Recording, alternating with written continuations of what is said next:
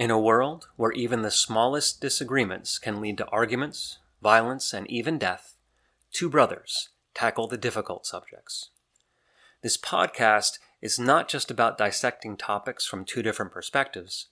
It's also about how to have conversations on difficult topics while avoiding the urge to tear someone's head off and vomit down the bloody stump of their neck.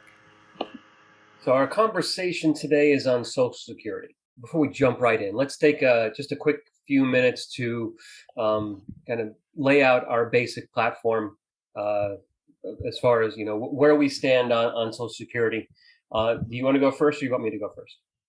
Well, before we even do that, Brian, I wonder if it would be helpful to, why don't we talk about what the goal of Social Security is? I think we both agree we don't want old people to die of starvation.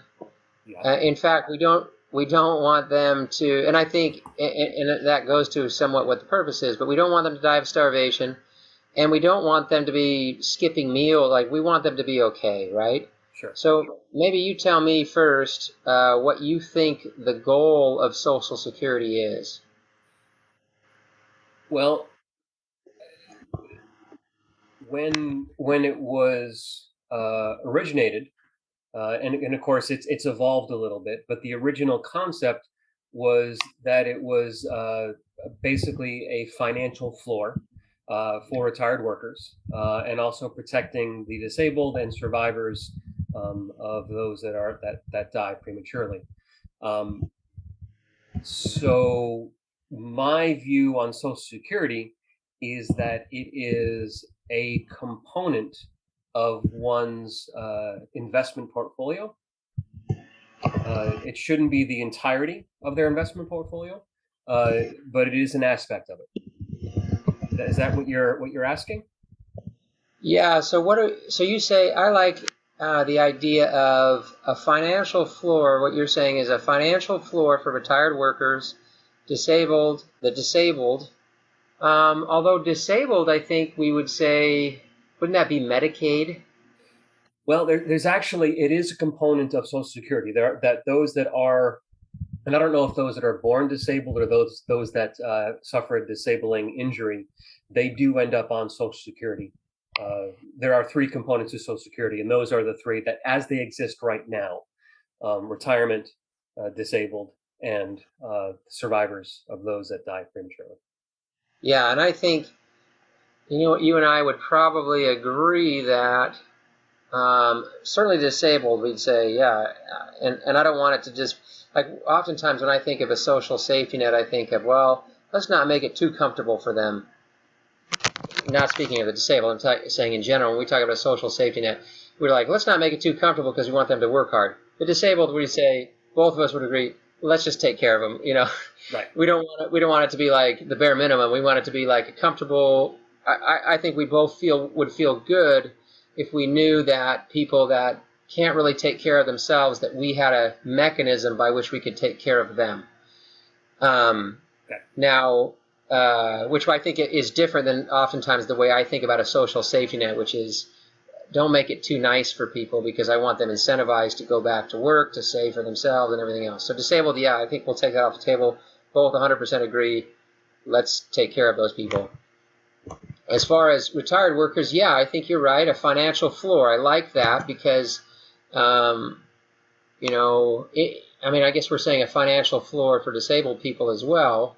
But, for retired workers, yeah, a financial floor, we're saying, hey, listen, we're not planning on getting you into, some beautiful house in Malibu or something, but, a financial floor where you're going to be okay in your retirement is what you're saying. And then survivors as well, assuming that the people, that passed away and have survivors, presumably they would have taken care of their survivors as well, either through insurance or money that they would have saved. But if they're not taken care of, yeah, we want a financial floor. I think that's good.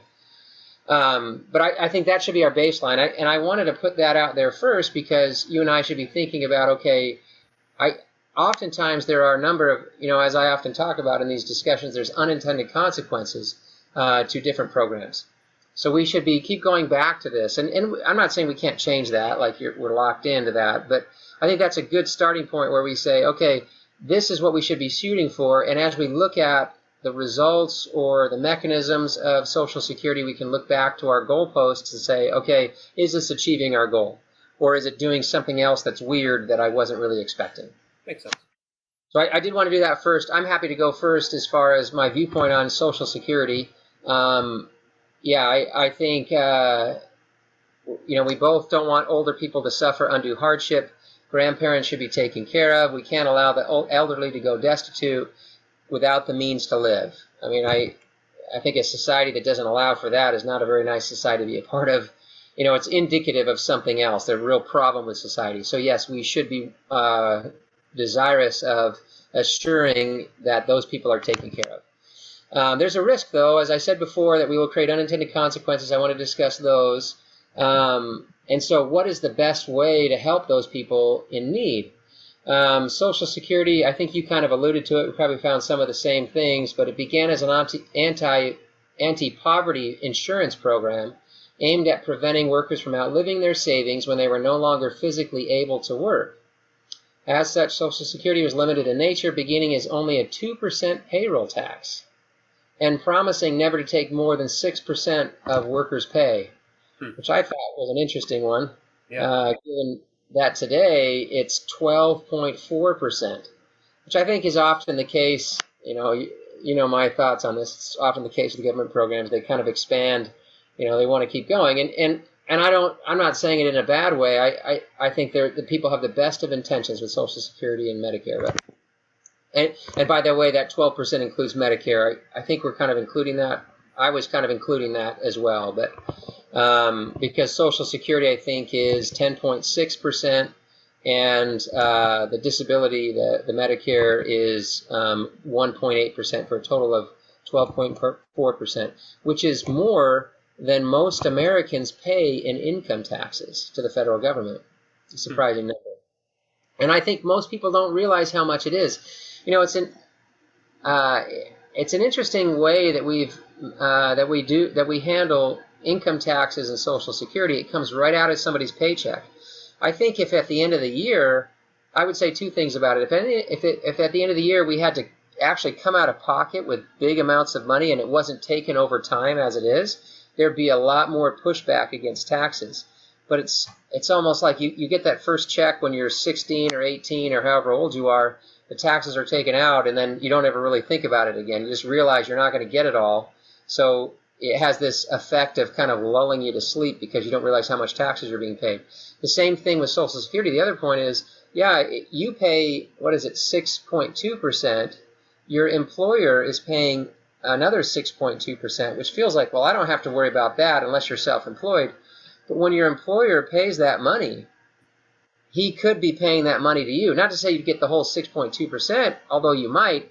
He just knows, like, if as an employer, Brian, you were to hire somebody that made $100,000, you're going to have to pay $6.2,000 to the government to pay for that person.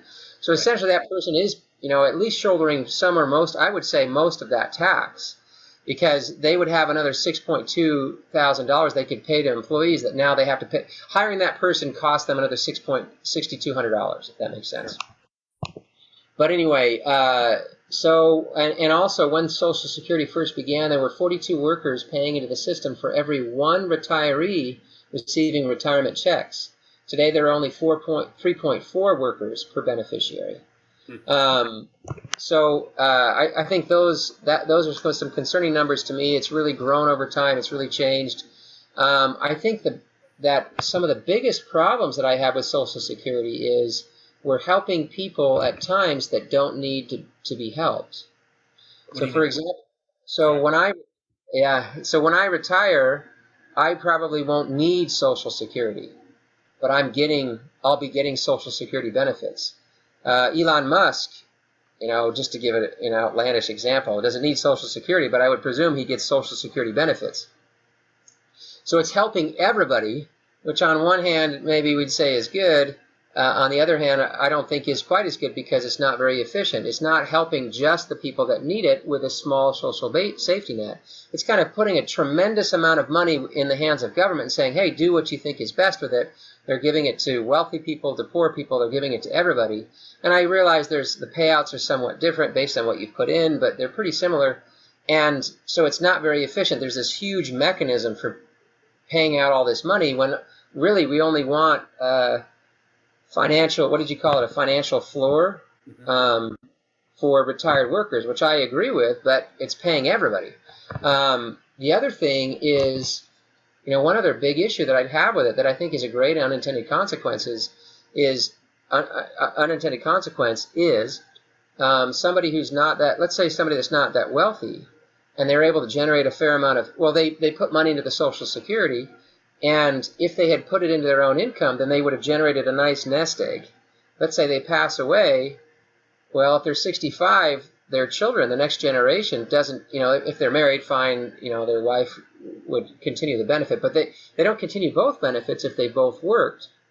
It only goes, so for example, if one person has worked more, they get the benefit of the deceased spouse if their benefit was greater. Does that make sense? Now, say that again. So let's say Randy and I are married. I've worked more than her. I pass away at the age of 65 or at the age of 70 or something like that. And we've been getting both of our benefits. She gets the greater of the two benefits. Okay. So because I've worked more, she gets my benefit, but she loses hers. Mm-hmm. And then if she died, if we had invested our own money, and we had generated this, an amount of $500,000, $1 million, or whatever it was, we can't pass that on to our children now because it goes into the Social Security program. Sure. And I think that is a terrible thing because that wealth, if there's poor people that, they pull themselves up by their bootstraps, they live the American dream, and whether by going to college or just working hard, they generate a lot of money, especially if they die early on, like 65, 70, now they don't get the benefit from it, and neither do their children. Because if you generated, for example, $1 million, in that example that I sent you, we can talk about it in a minute. Sorry, I'm rambling. I know I always do this. But if we talk about it in a minute, I think that's one of the biggest problems I see with it is it's hard to pass on that wealth, if that makes sense. It does, yeah. And you make valid points. And I think that the big mistake that people often make when they're looking at Social Security versus a personal retirement investment account is that they're comparing apples and oranges. Because the Social Security is not like an investment account. It's closer to a pension or an annuity. And annuity, yeah. The reason why is that retirement account can run out of money,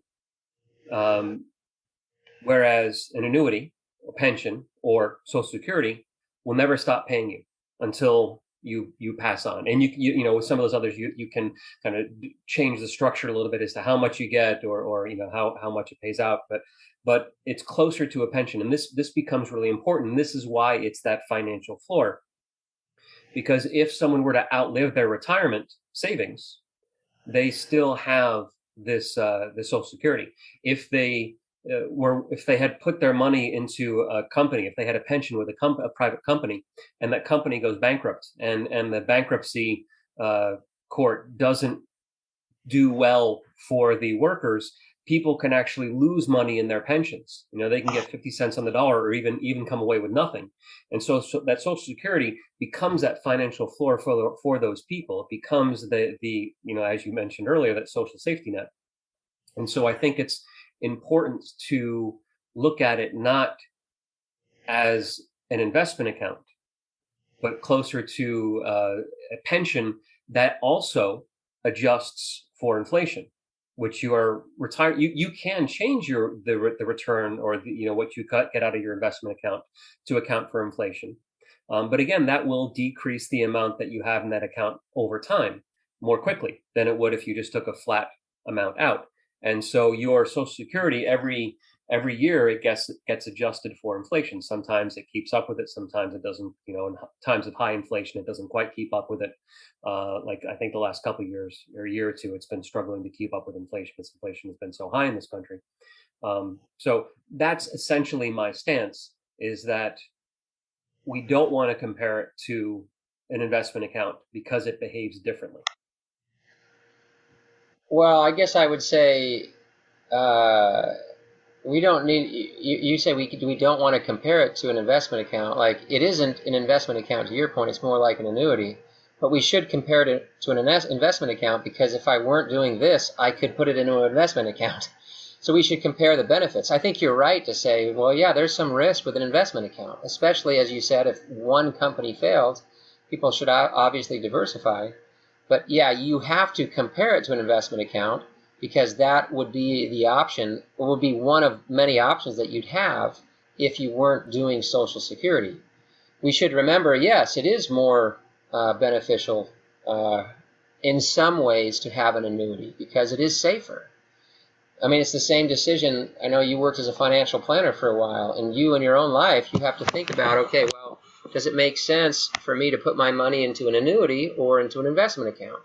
Well, if I want really, as you get older, yeah, you should be a lot more careful with it. And you can, even in an investment account, I mean, as you know, I'm not telling you anything you don't know, but if you're, you would treat an investment account very differently if you're 22 years old as to how you would treat it when you were 65 years old or even 60 years old.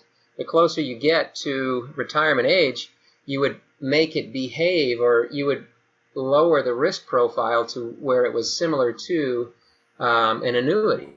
Now, you're not going to match it completely if it's not an annuity, but maybe you'd even buy some annuities. So you would change things, but I don't know. I guess over time, if you're 22 years old and you weren't concerned too much that the market was going to do poorly, because we look at the returns. I mean, I've seen analyses where they look at the stock market since 1929, right before the crash. And over that period of time, right before the crash, if you would have invested $1,000, it grows over time 10% per year. Now, not every year. I mean, there's ups and downs, but on average, it's 10% per year. Well, you're never going to get those types of returns in Social Security or in an annuity. That's right. Why you would have a different risk profile when you're younger. So yeah, you don't want to. It's not the same thing, but that's not to say that we shouldn't use an investment account. Well, I think the reason why it's not great to compare it to an investment account is because when you talk to your financial advisor, or when you're going to invest your money into an account, whether you're using a computer formula or a spreadsheet, or someone's personally guiding you, when they break down your asset allocation, they put a certain amount of your money into high risk investments in the stock market, a certain amount into moderate risk, and then a certain amount to low risk.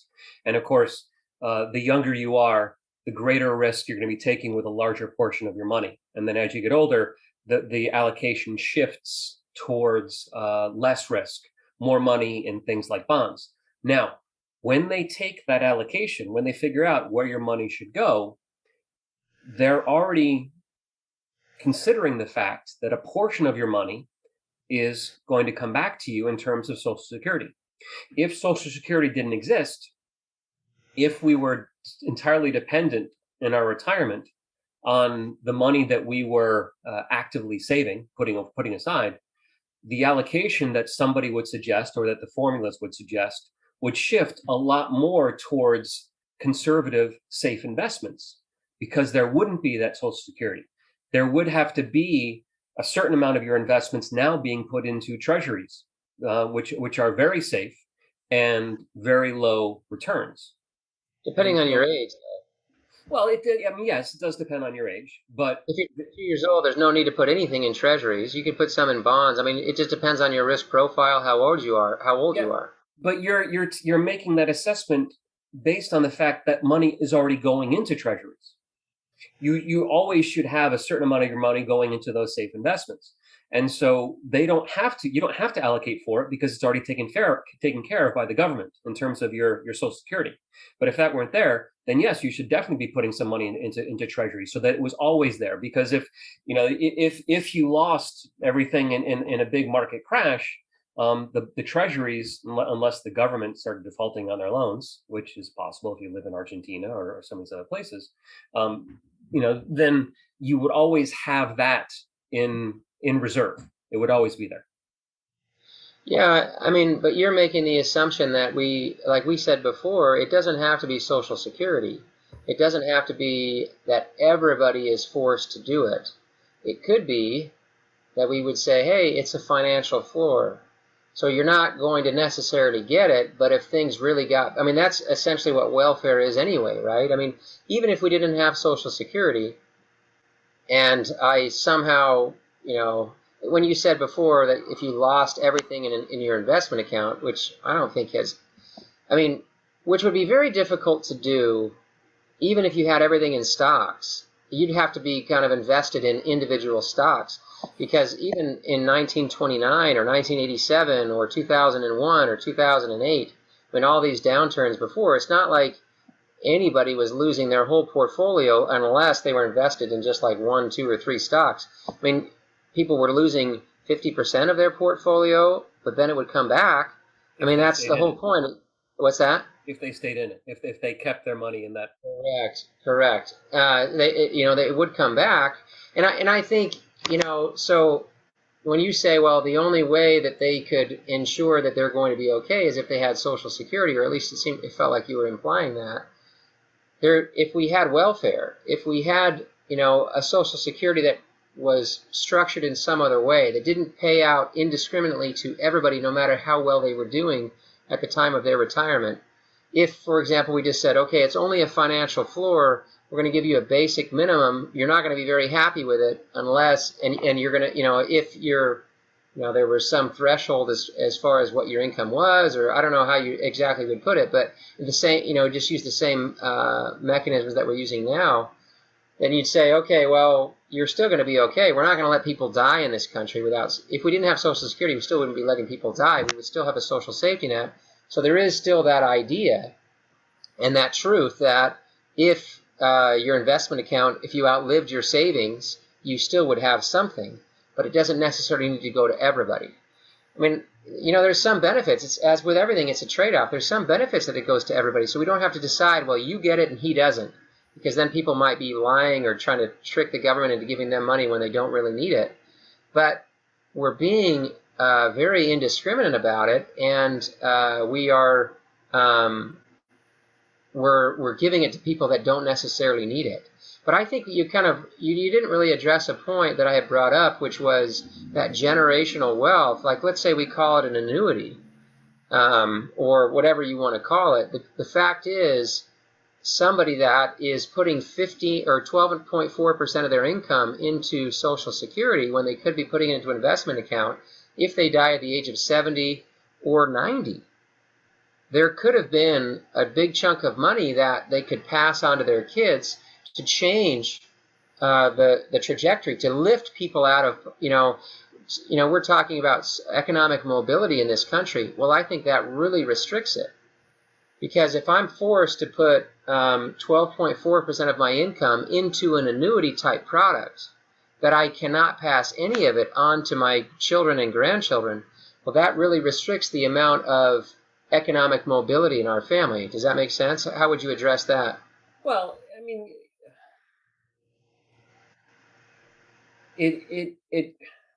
so I think you're right that with that money that you're, if you were not able to pass it on, that it does change things. But also consider the other side to the annuity, which is that no matter how much is left in your account, air quotes there, you will, and no matter how long you live, you will continue to receive payments. And this is what's really important about that Social Security, is that you cannot outlive your investments, the money that you've put aside.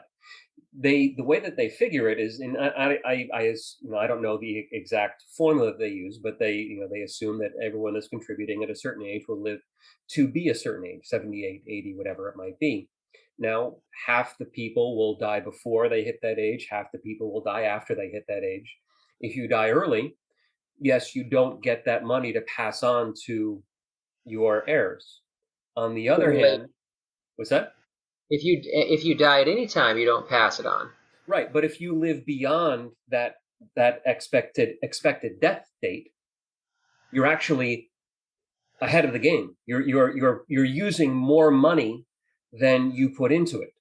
And that's where the balance comes into play, is that you have half the population dying early and not getting their benefit. You have half the population dying late and using the other people's benefit that move beyond it. That's the point of the pension, the annuity, Social Security, is that it'll never stop paying you even when you have spent everything that you've put into the system.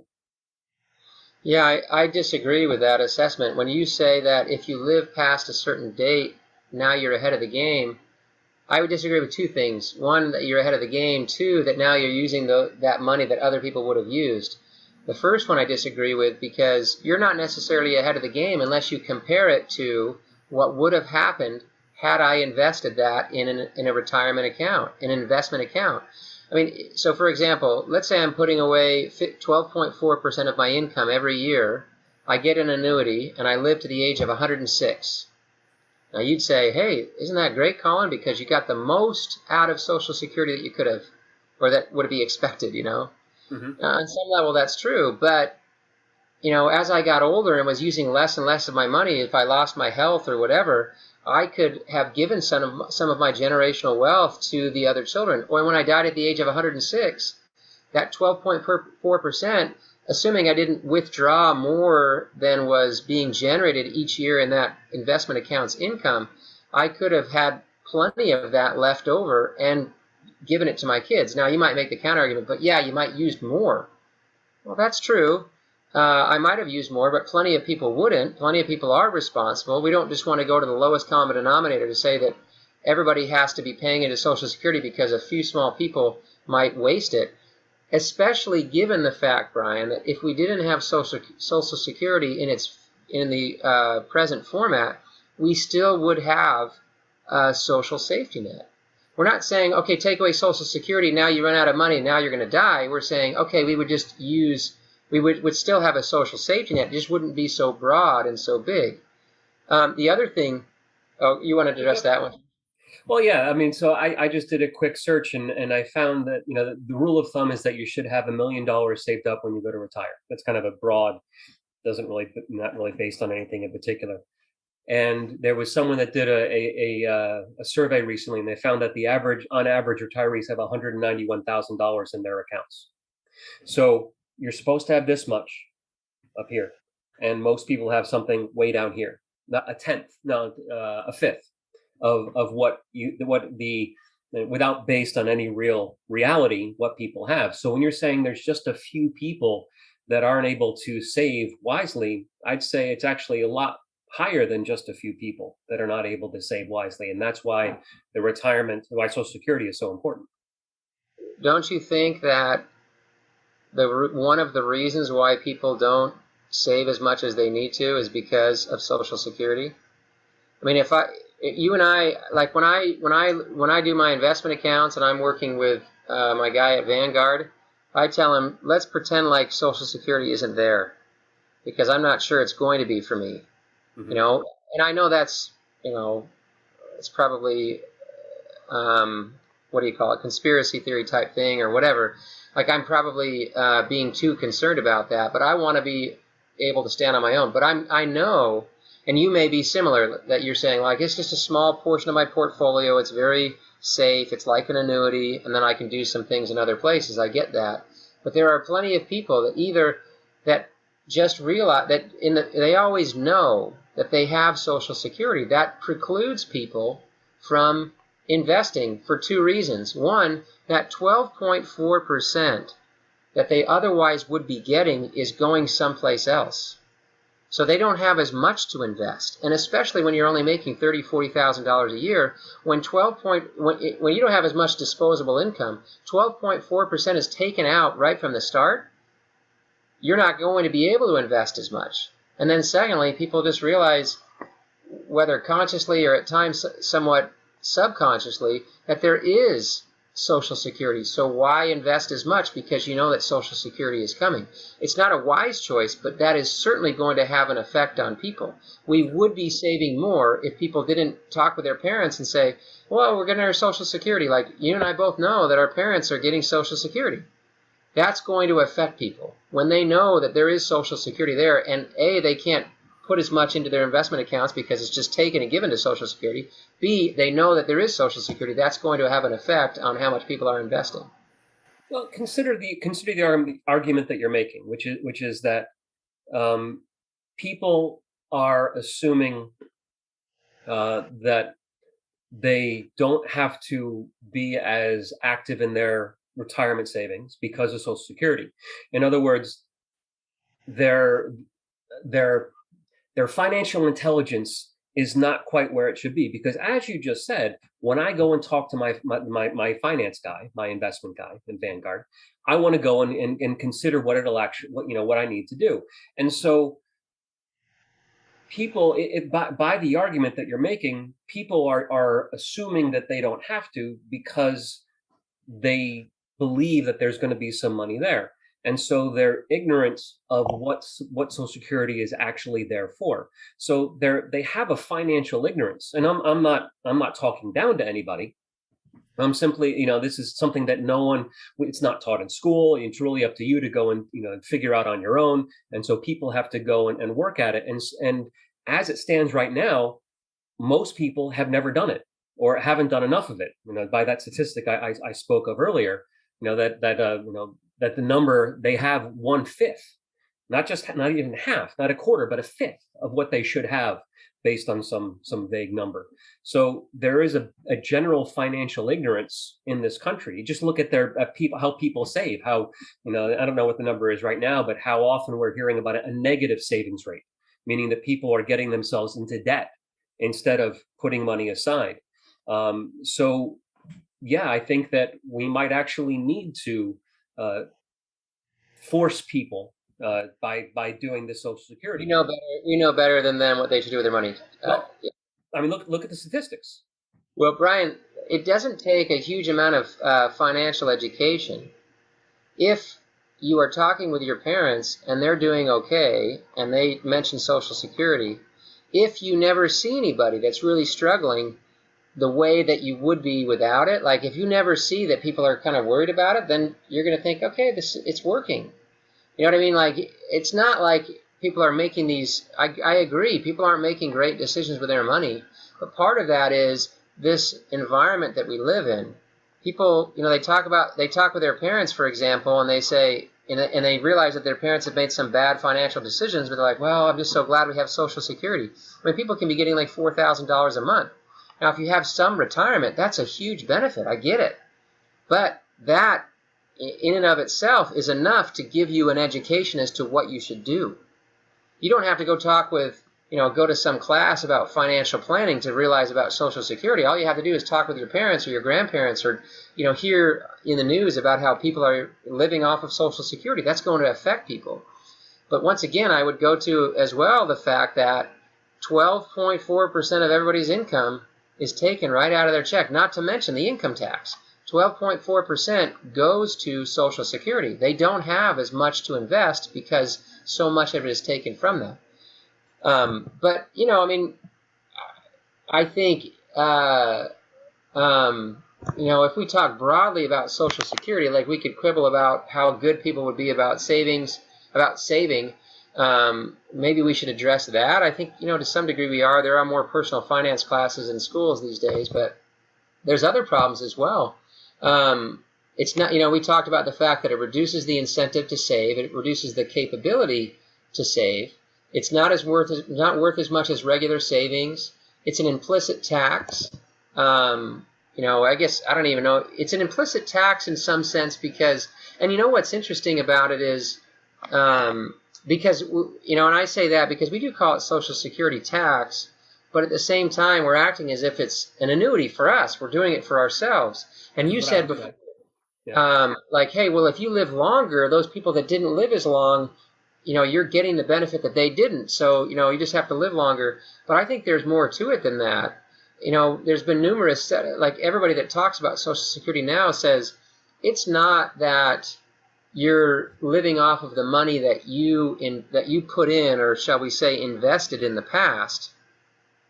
The people that are retiring now and taking the Social Security benefit now are receiving the benefit because you and I are paying into it, and the people starting out in the program are paying into it. So it's not like you're taking your earnings from before or taking the earnings from people that didn't use it.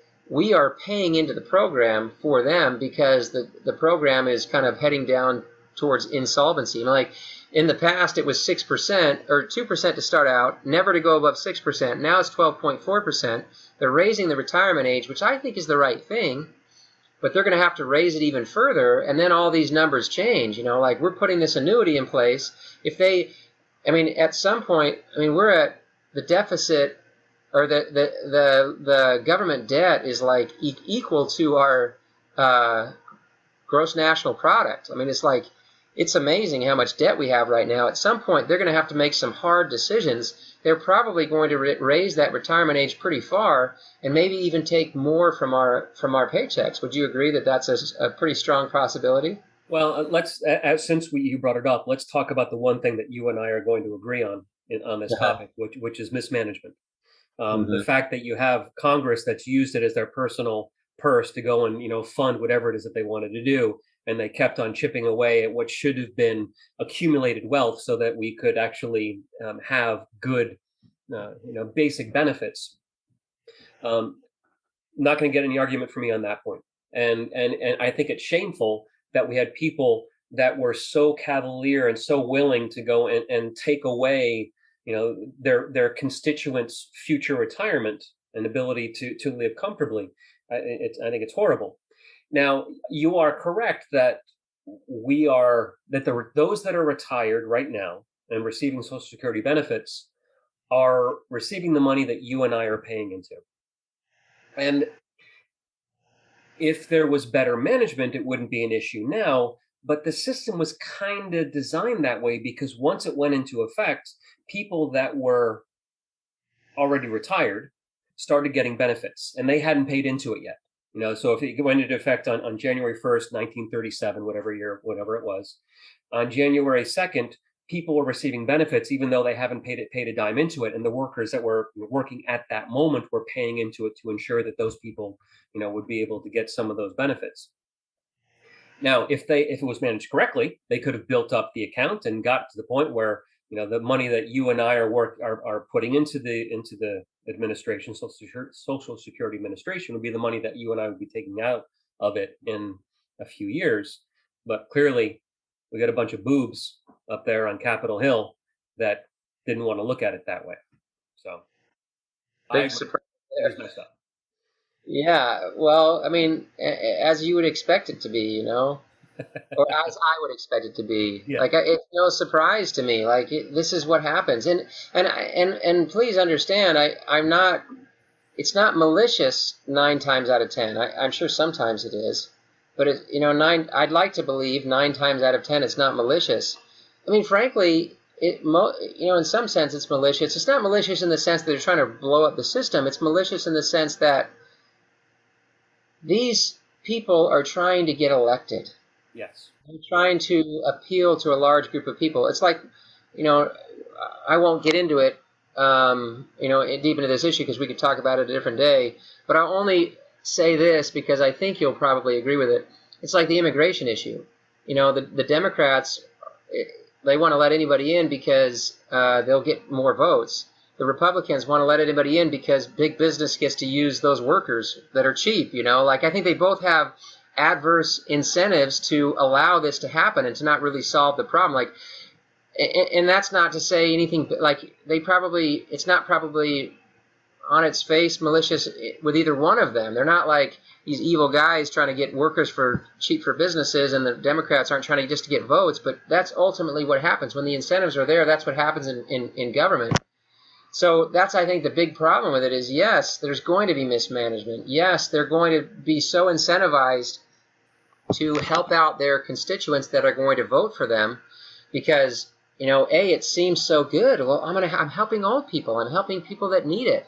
They have this this great story to tell, and they can even tell themselves of it. But yeah, I'm not at all surprised about the incentives there. The other thing, Brian, I think, that's an interesting one. When we talk about Social Security, we tell this story of these poor people that are struggling, or these older people that are struggling and just can't afford to make ends meet. But really, I think while that does definitely happen, old age is where, percentage-wise, most people are doing better than they ever have in their lives. Now, we know people that are doing poorly and they're elderly, but it is true that, I think I'm going to be better off when I'm 65, 70, 80 than I am now. And when you are first starting out and you have not generated a lot of capital, it's difficult. You have to work to put food on the table. You have to work a lot of hours, because it's only the hours that you're working that generate everything for you. Over time, in our country, people tend to do better off as they grow older. Their ability to earn money grows faster. They have more money put away. Yeah, I think there's this idea that not a lot of people have savings, but I think when you look around at our country, there's people with savings. There's people with investments. Houses have increased in value. When you look at the numbers, people are far better off when they're 65 than they are when they're 22. And those are the people that we're helping. Now, I understand that there's people that we should help, and that should be the financial floor that we're talking about, but it should be a financial floor, not just throw some money at everybody. Does that make sense? I think we're kind of being inefficient about it because we're helping the wrong people many times. Yeah, like with a lot of things, that there is the intention and then the reality. I don't know. I would tend to, just based on that one, my one search and my one click that got me the one result that said that, the average savings for retirement is 1/5 of what it is. I don't want to, plant my flag on that hill and say that's God's truth and there can't be anything else to it. But based on that one piece of information, I'd say that there are probably a lot of people that are not well prepared for retirement. And so to say that it's just a few that, and I'm going to turn this into my final statement on the topic, because we're getting near the end of it. Based on that, I would say that it's not just a few that we're helping, but we're actually probably helping a lot of people. And that if you were to base it on our personal experiences, we tend to be around people that are comfortable, that have money to go and take vacations, that were able to give their kids an enjoyable Christmas and not have to worry about whether they were going to be able to pay their electrical bill or not. And so if we take it just on our own experience, we might be fooled into thinking everybody's doing well. And I think if we look at the numbers, we'll find that's not actually true, and that having this safety net becomes really, really valuable, really useful to a lot of people. And the benefits of the cost of living adjustments, where it increases every year for inflation, the fact that you can never outlive the benefit, it'll always be there. And hopefully when you and I retire, that'll still be the case. See if that's true. If there's still money in the kitty for us. So I think that the benefits are there, and to say that I can see the people's desire to go and, instead of putting it into government controlled accounts, to be able to go and invest it in personal accounts. And I think given the way we see how many people in this country manage their finances, most would be better off to have it managed by somebody else. And we all benefit by having the insurance, the safety of that money in, that'll never go away. There we go. Well, yeah. Yeah, it's funny. Yeah, you say to be managed by somebody else who's doing a really terrible job of managing our money. It makes me quite nervous. And you talked about the fact that, we know people that are well off, almost as if there are other people that really need it, which is true. I think there are people that really need it. But I think the people that would benefit like for you and I, for somebody who over the course of their career has averaged $100,000, $200,000, this makes no difference to them. They get that money, it comes and goes. It doesn't really matter. They're going to have other investments, other amounts of money that they can pass on to their children. They're going to have other skills they can pass on to their children. I think the people that it hurts the most are people that are not very well off. Because, as I said before, 12.4% of your income for 40 years, from the age of 22 to 65, I think it's raising up to close to 70 now, so it's going to get to 50 years pretty soon. If you could be investing that money in an investment account, and know that there's still a social safety net, that we're not going to let people die. I don't think anybody's talking about that in this country.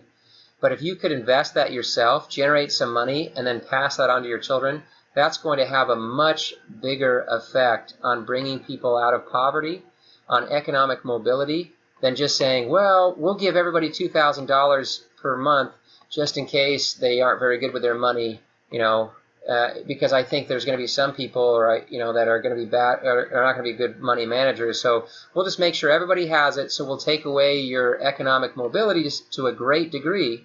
For you and I, it doesn't make a difference because, with the amount of money we're making, we could invest in other things. This is a small part of our investment portfolio, sure. But for somebody who starts out with not the best education, they're only making $30,000 or $40,000 a year for a long time. 12.4% of their income is a massive amount of their investment possibilities.